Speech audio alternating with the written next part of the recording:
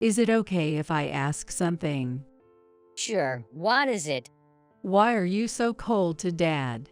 Just now, he looked really shocked and went off alone.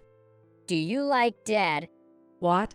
Yes, of course, I do. Isn't that obvious? I could tell you why I'm cold to him, but it might hurt you.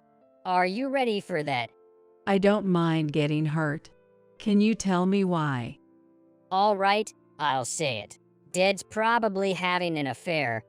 What? My son suddenly accused his husband of having an affair. However, there were no signs of trouble in our marriage, and he was serious about his work. I couldn't believe what my son was saying. Yet, he has an IQ of 140. He wouldn't say this without any basis. I decided to listen to my son's detailed story and verify the facts together. After 15 years of marriage, it seems I had been cheated on for 10 years. Moreover, my husband was likely planning a trip with his affair partner. Could it be? Since that time, it seems I've been cheated on for 10 years. Now I had to reconsider the relationship with my husband. Looking at my son's face, I noticed a slight change in his expression. You got hurt after all, didn't you? This is unforgivable. Can I make Dad regret it? My son seemed to have a plan. I decided to go along with my son's strategy. I am Erica, a 42-year-old office worker, just an ordinary person. I married Sean, a 45-year-old salesman, 15 years ago. He was slightly successful, but not particularly outstanding. We met through a common friend, and our meeting was not dramatic, nor was our marriage born out of a great romance. The only slightly unusual thing was that it was a shotgun wedding. But even that was not particularly rare. We were like the template of an average married couple. However, there was one thing we could brag about, almost wanting to shout it out loud. That's an amazing score again. Isn't that a perfect A+ in history? The tests at school aren't so hard. I'm still impressed. When I was in middle school, I worked hard to get C. Comparing us is pointless, isn't it? It was usual for our son to score well on tests. We both were delighted every time our son brought home good grades. Our son, Hart, was 15 years old. With exams becoming more intense, it was supposed to be a challenging time, but we were not worried at all. He was so excellent that we sometimes doubted if he was really our child. He seemed smarter than both of us already. We realized our son was smart when he was 4 years old. At that time, he often clashed with other kids. According to his kindergarten teacher, he would initiate conversations with friends, and before long, they would start getting angry. I asked my son why he was saying things that made his friends angry. You made your friend angry again today. Why do you always say things that make them mad? But if you gather the paper and tear it, you can use the glue right away, right? I told them that, and they said I was being annoying. I didn't quite understand what my son was saying, but it seemed he was just giving advice to his friends. However, his friends wanted to do things their own way, which probably led to the arguments. As such clashes with friends continued, and we couldn't quite grasp the situations, my husband and I wondered if our son might have a developmental disorder, so we consulted a hospital. At the hospital, they conducted an IQ test to objectively assess our son's development. My husband and I were surprised by the results. His IQ is 140. Is 140 considered high? Yes, the average is 100. so that's quite high. But Hart doesn't seem very good at communicating. Sometimes we don't understand what he's saying. That might be because Hart is only 4 years old and has limited words and expressions. He understands things well but might only be able to line up the important words because he doesn't know how to express them fully. I talked to Hart earlier, and he was using conjunctions like but and so. This means he can think things through and has his own conclusions. But he often makes his friends angry. That's a trait often seen in intelligent children. Hart is quick thinking, so he understands outcomes and conclusions faster than other kids. That's probably why he offers advice. But if Hart's thoughts advance faster than his friends, they might not understand him, leading to clashes. It's like with us adults, right? Even if something is correct, if someone talks about a specialized, complex topic for too long, we get frustrated because we don't understand. I see. So, Hart is a genius, and we're the ones who haven't been able to understand him. Well, you could think of it that way. But remember, even though his IQ is 140 now, it can change with age and development. So don't focus too much on the number. Some people push their kids too hard thinking they are smart. Got it. I'll be careful. The doctor warned us not to put too much pressure on our child because of high expectations. Seeing us happy about the IQ of 140, he must have been concerned. But no parent would not be pleased to hear their child is smart. Knowing our son had an IQ of 140 made all his unusual daily behaviors suddenly make sense. When we bought him a book, he would quickly want the next one. We thought it was restlessness, but he just remembered the content quickly and wanted more. Sometimes he would stare at the TV remote for ages, then start pressing various buttons. We thought it was mischief, but he was curious about how the remote worked. I was happy about my son's high IQ, but I was also pleased to understand his thoughts better.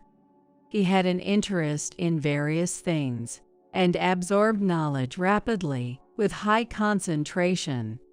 The doctor said IQ could change, but my son remained intelligent. Just imagining his bright future made me happy. However, around this time, a dark future was approaching without my knowledge. After our son took the IQ test, my husband began to put more effort into his work than ever before. He started working late and often went out saying he needed to study on weekends. While it's good to be diligent, I worried he was overdoing it. Working hard is good, but are you okay? You know, many people get sick from overworking, right? Don't worry, I'm fine. Hart will need more money as he enters elementary school, right? He might want to go to tutoring or attend a private school. Plus, Hart is smart, so I, not being very bright, have to show some effort to maintain my dignity as a parent. His joke-laden response made me realize he wasn't overexerting himself, which reassured me.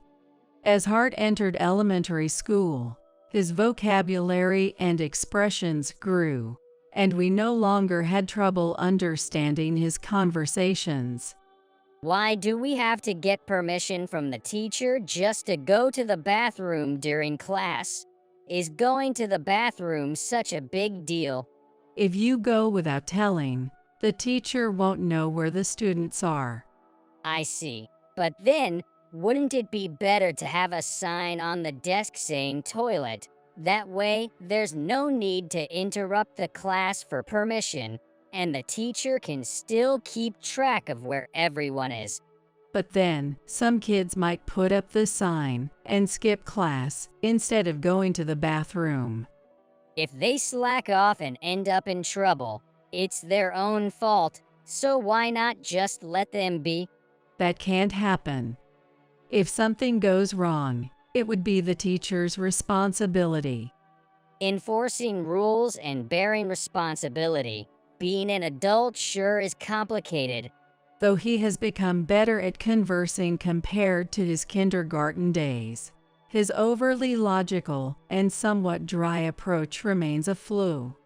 His quick thinking continues to set him apart from other children, a trait that has persisted since kindergarten. However, Hart is aware of his rapid thought processes and seems to be trying to adapt to others. As a method to better relate, he began showing interest in psychology by the 5th grade. He thought that if he understood the other person's psychological condition, it would be easier to match them. This approach is unusually mature for an elementary student, resembling how an adult would strategize to improve workplace relationships. My husband continues to work hard, but his efforts to maintain dignity in front of Hart don't seem to be going very well. Your job is in sales, right? Do you enjoy it?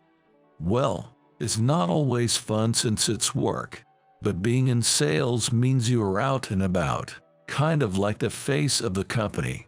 It has its rewarding moments. But being out so much, there must be some who slack off, right? Well, there are some like that, I guess, but I don't do that. I'm not saying you're slacking off. That's right.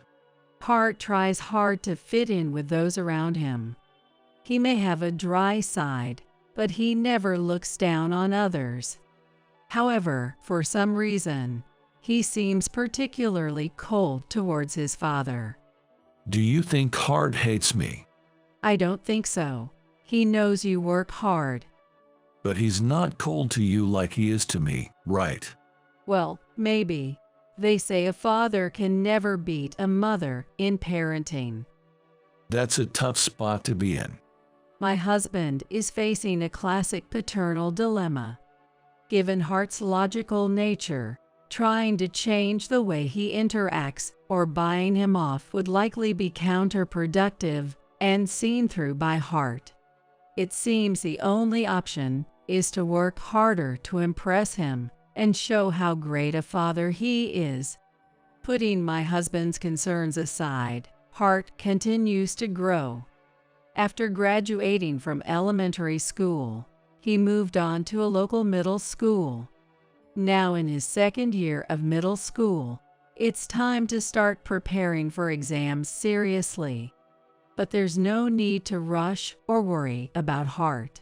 However, now that he's in his early teens, his adolescent phase is a new concern. Studying all the time can cause stress, right? It's Sunday today. Want to go out and have some fun.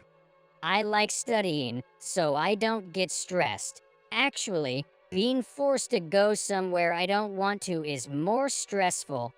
Is that so? Sorry about that. Then, keep up the good work with your studies. By the way, where were you planning to take me? Well, how about a museum? It's different from seeing pictures and textbooks. Seeing the real artworks can be a great experience, don't you think? Have you ever been to a museum? Not yet, but I thought it might be good for you. So, does that make you want to go? Did you not hear me say, by the way? Hart cut off the conversation with his father and left the living room. Left behind, my husband seemed as if he had been heartbroken and wandered out of the house alone.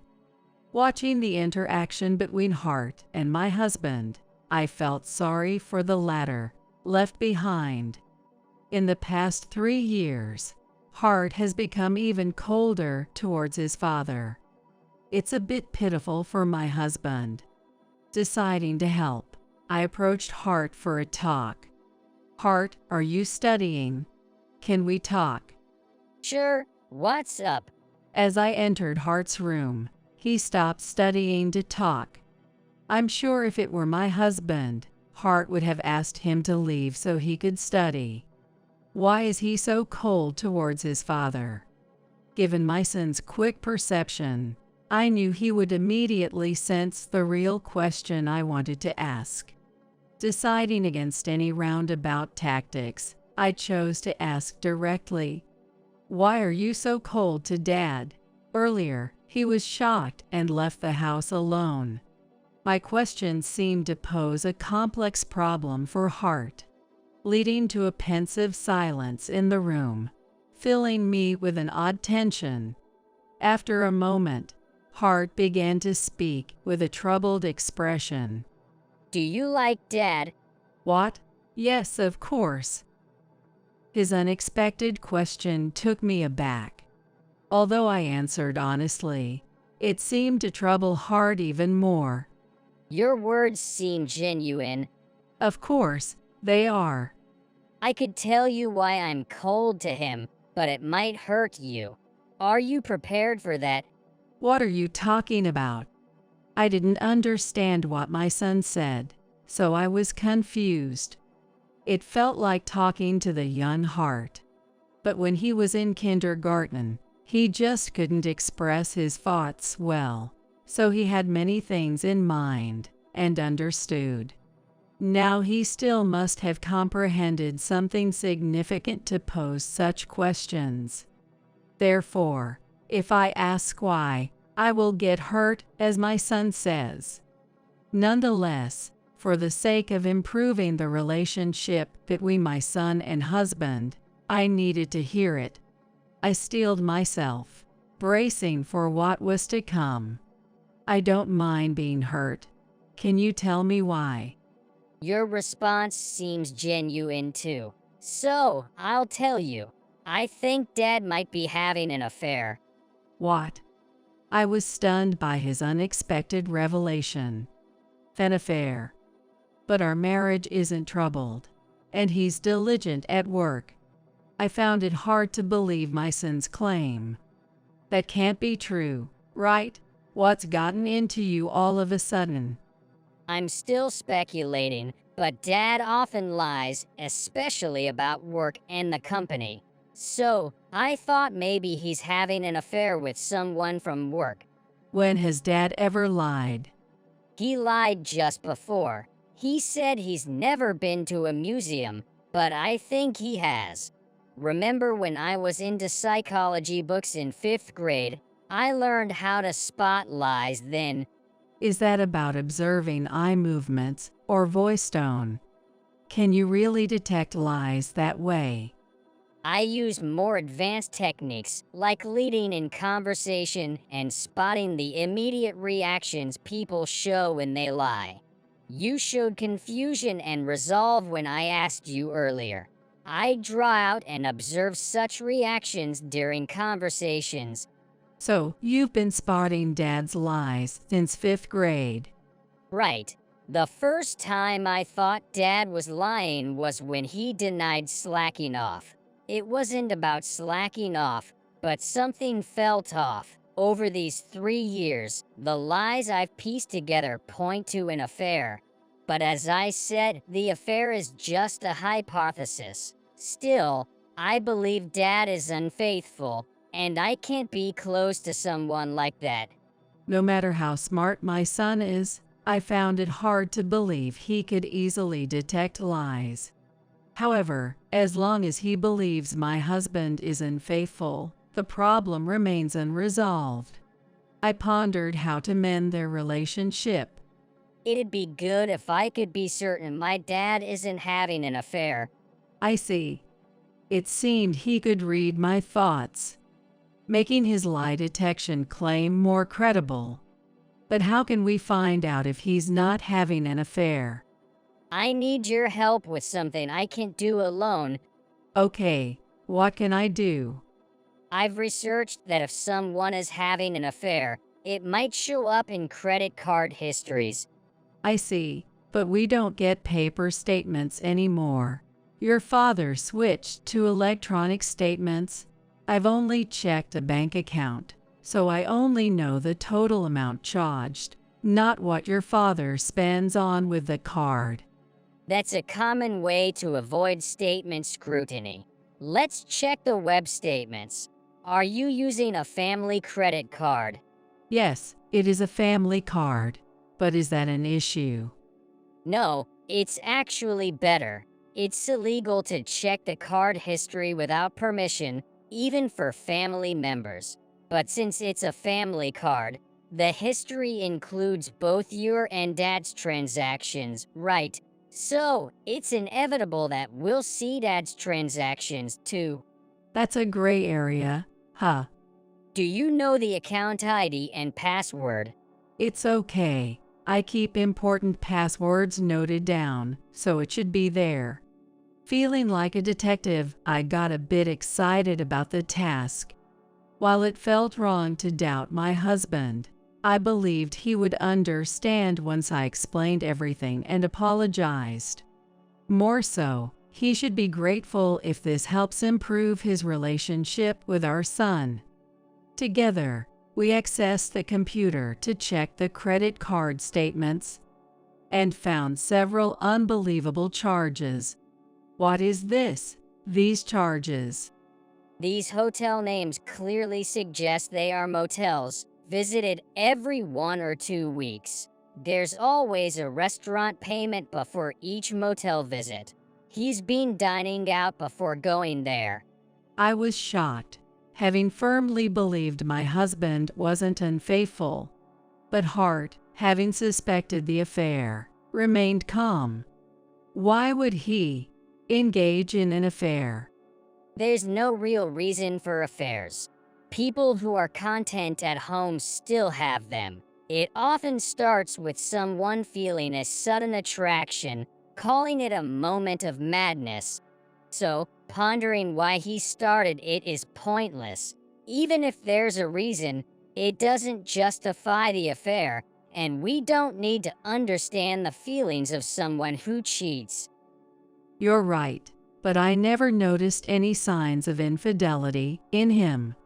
Mom, you're watching too much drama and online videos.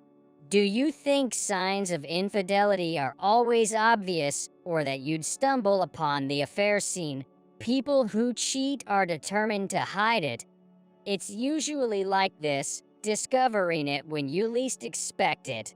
As I grappled with the shock of my husband's affair, Hart methodically continued to check the online statements. We can only see transactions from up to a year back. I wonder how long this has been going on. The duration of the affair is important, right? It was about 10 years ago that he started putting more effort into his work. Could it have been since then? I might have been cheated on for 10 years. You remember well, even though it was 10 years ago. It was right after Hart took the IQ test. That's why I remember. I acknowledged my husband's affair internally. The sudden confrontation with reality hit me hard. I would have preferred signs of conflict or unfamiliar scents on his clothes. Anything that could have given me a clue. Now I must reassess our relationship. I noticed a slight change in my son's expression, which had been calm. You're hurt after all, Mom. This can't be forgiven. Should I make Dad regret this? It seemed Hart had a plan. I decided to go along with it. After uncovering the affair, I continued life as if nothing had happened. There's a business trip next week. Business trip? That's rare. When is it? I'm leaving on Thursday, and the work ends on Friday. But coming back the same night is a hassle, so I'll stay another night and return leisurely on Saturday. On Thursday morning, my husband left for the business trip. After seeing him off, it was time for me to leave too. I'm heading out too. I've prepared some food and put it in the fridge. You can manage it, right? Just be careful with locking up and handling fire. Don't worry so much. Since you've even taken time off work, you should relax and enjoy. Leaving Hart in charge at home, I departed, suitcase rattling behind me. I got on a plane and headed to the resort hotel I had booked. I haven't visited a resort hotel in a long time. It's a short trip, 1 night and 2 days, but I plan to relax at the pool and get over my daily fatigue. I arrived at the hotel. It is much bigger and nicer than the picture. I felt an urge to explore. After settling my luggage in the room, I wandered around, capturing the beautifully detailed architecture with my smartphone. I plan to show the videos I captured to my son upon my return. After enjoying or relaxing in the pool and indulging in delicious meals, I felt content. The next morning, I checked out hotel, but didn't leave the hotel immediately. Instead, I sat in the lobby. After a while, I saw a familiar face with an unfamiliar woman and approached them. What a coincidence meeting you here. Have you visited the famous waterfall? Or is sightseeing next on your agenda? What? Why are you here? My husband reacted as expected. I claimed it was a coincidence, but of course, it wasn't. I had targeted this place knowing about my husband's affair. I checked the web statements. You paid a travel agency with your credit card, right? I called them. When reviewing the web statements, Hart noticed the payment to the travel agency. Knowing the company's name, I called them, pretending I needed a brochure because I lost mine. I was nervous about picking up the brochure in person, fearing recognition if my husband had booked with his affair partner. Still, fortunately, the staff didn't remember the faces of their many clients. I easily obtained the brochure, revealing my husband's travel destination, and casually confirmed where he would be staying. Is this the food from the hotel I'm staying at? No, you're staying at the place in this picture. Matching the travel dates with his supposed business trip made it easy to pinpoint the location and time, leading me to confront the affair scene. Is this your affair partner? What are you talking about? I told you it's a business trip. This person is from work. Even without hard skills, it was obvious he was lying. His attempt to remain calm while panicking was evident. I see. This is how Hart discerned his lies. Oh, she's your colleague, I see. Thank you for always taking care of my husband. Would you mind if I take your business card? The two exchanged a silent, uneasy look before the woman reluctantly handed me her business card. See, the company name matches where I work. She's a coworker. You understand now, right? It's all a misunderstanding. Just go home. All right, I get it. She's a coworker. But isn't it inappropriate for coworkers to share a room? How do you know that? Struggling to suppress a smile, I showed him the video from my phone, which occasionally captured him with a woman, including entering the same room together. Photos and videos of trips and shared accommodations are evidence of an affair, don't they? What are you doing? This is a privacy invasion. It's not covert filming. I was merely capturing my solo trip, and you happened to walk into the frame. If you're going to complain about my travel video, would you do the same to others? Look, that couple is taking photos. We might be in their shot. Go on, tell them to stop filming us. Unable to do such a thing, my husband just glared at me in frustration. That was all he could muster. This was all part of the strategy Hart conceived. Relying solely on the credit card history wouldn't suffice as proof of the affair. So Hart and I brainstormed to gather solid evidence. However, every strategy I proposed was systematically rejected by my son. What about planting a bug in his bag? That's illegal. Besides, the battery would die, right? What about hiring a private investigator? That costs a fortune, around $200 per hour. Even if they only followed for 18 hours a day excluding sleep, that's $3,600 a day and over $10,000 for 3 days, not counting travel and accommodation. It's not realistic. So what then? Mom, enough with the drama and online video ideas. Let's think of something more practical. Ultimately, Hart devised the plan of calling the travel agency and using travel footage to capture the affair scene. Only Mom could carry out the plan. It would be weird for me to call the travel agency for brochures and I can stay at the hotel alone. So, this is teamwork. I plan and Mom executes. I felt embarrassed for not contributing much, but my son, with his IQ of 140 and knowledge of psychology, had everything under control. From planning to taking care of my mental state. You two are staying another night, right? Enjoy your stay. We'll talk about the affair and the divorce when you get back. I ended my trip on a high note after refreshing at the hotel and obtaining evidence of my husband's infidelity. Afterwards, we got divorced. Naturally, we divorced smoothly due to the evidence. I gained custody of Hart, and my ex-husband had to pay alimony and child support.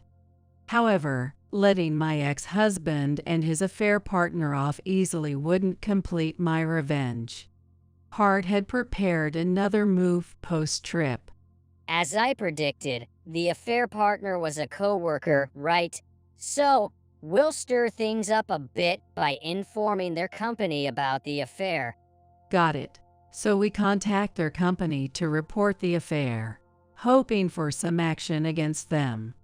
Affairs are private matters. The company can take action. Plus, unnecessarily spreading the word about the affair could lead to defamation charges against us. Forget the drama and internet videos, okay? Well, sorry, but what do we do then? Did you get the affair partner's business card? Yes, I did. You didn't talk to the affair partner or ask Dad about her, right? Nope. I followed Hart's instructions. So, we only know about the affair partner from the business card. Exactly. We're supposed to send a certified mail for the affair damages, right? Normally, it has to be sent to the home address. But since we only know her name and workplace, it seems we can send it to her office.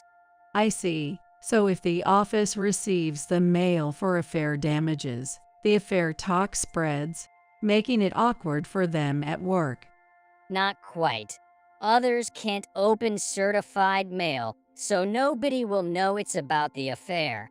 But rumors of the affair might already be circulating in their office. When mysterious certified mail is delivered to the company and Dad gets divorced, others will likely start gossiping more. The plan unfolded just as Hart envisioned. The affair rumors spread at their workplace, forcing both to resign. Yet, Hart missed one detail. The affair partner was also married. Her affair came to light because of our damages claim, leading her husband to file for divorce and seek compensation from both. The lives of my ex-husband and his affair partner crumbled, and they eventually parted ways amid the chaos. Thus, my revenge for 10 years of betrayal was complete. After settling the matter with my ex-husband and reflecting on everything, I realized something. I watched my son devise the plan, but it wasn't that he knew everything from the start. He researched what he didn't know and applied what he learned.